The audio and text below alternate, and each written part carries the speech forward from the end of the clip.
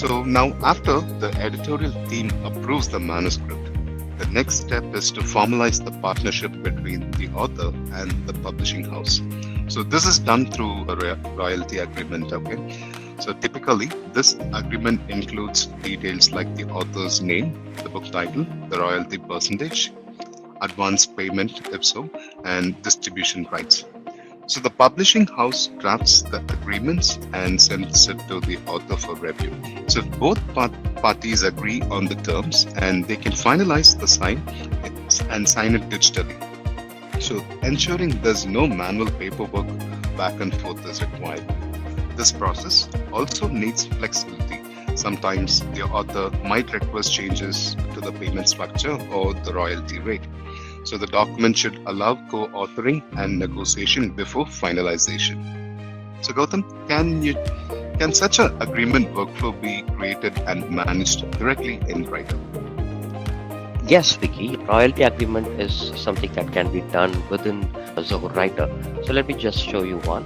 Here is a royalty agreement. So as we mentioned, yes, now the editorial quality control is being done. The editorial quality control is being done, and now what I have is I have a sheet full of data that contains all the author information. So what I'm going to do is I'm just going to connect that with a merge template. So here you can see that I have the publisher name, the book title, and all the information like the advance payment made and the payment percentage, everything.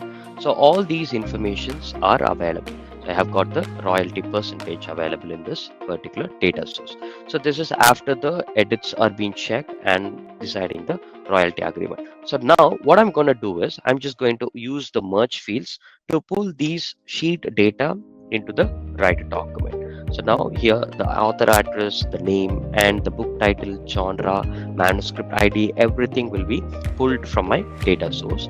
Additionally, what I'm going to do is I'm just going to ask the author for their bank account number, because in our embed form we do not get these informations from the author. So what we are going to do is we are just going to get these informations from them so that we'll be able to make the payment. And in the preferred payment method, we have configured options and we'll be able to use them for getting the payment. And here we have added the fillable field, and we have pre-filled the fillable field with the royalty percentage. So what I've done is I've added a merge field into a fillable field in this case. So finally, I have added a sign-up field so that once the negotiation is done, I'll be able to go ahead and sign the document so that I'll be able to keep it for safekeeping. So now what I'm going to do is I'm just going to run the merge. So I've added a filter so that I'll be getting only one document, just for an example.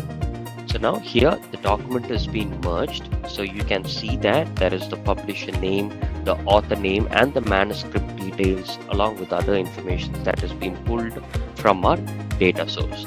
So now what I'm going to do is I'm just going to share this particular document with the author, providing a field value edit option so that they'll be able to edit only the fields and not the content of this particular document. So only the fillable fields will be interactive for the author and not the other fields.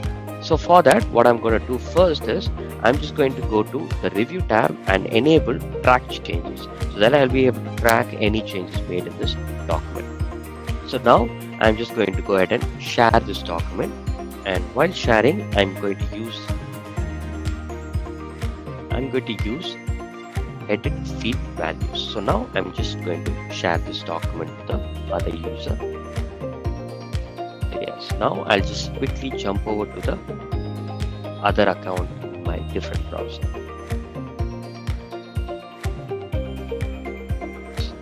Just the one, and here I'm adding the link. So here, as you can see, this is the document that has been merged and contains pre-filled information. So here what I'll do is I'll just add my bank account or the account name and the number.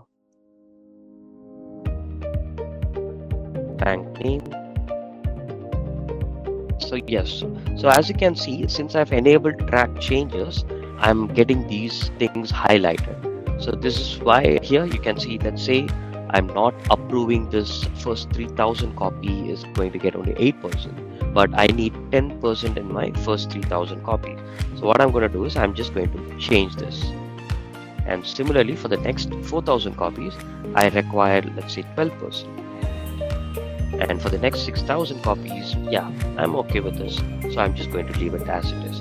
And finally I require 18%, so I'm just adding the information. So now what happened here is the author is adding their own information.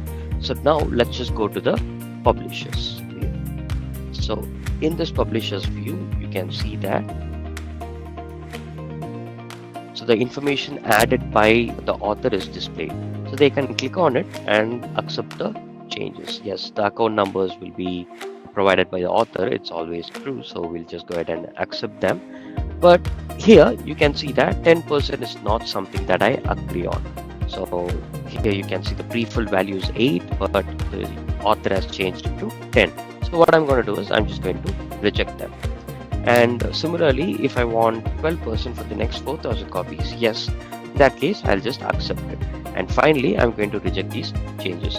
So this way, you'll be able to make sure that the changes made by the user is available for you to accept or reject it.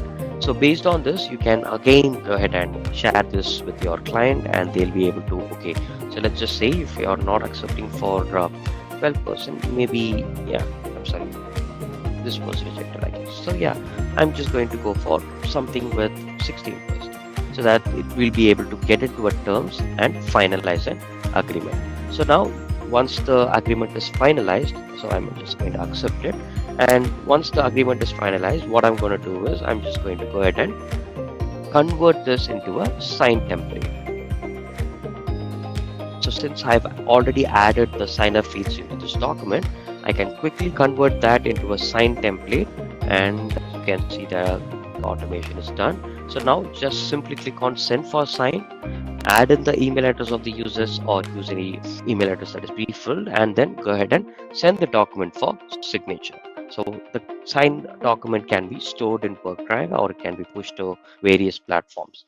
So this is how negotiation can be done using co-authoring facility in Zoho Writer, and you can get those agreements confirmed and signed within Zoho Writer without using multiple tools. Wonderful, Gautam. Thank you so much for the detailed demo.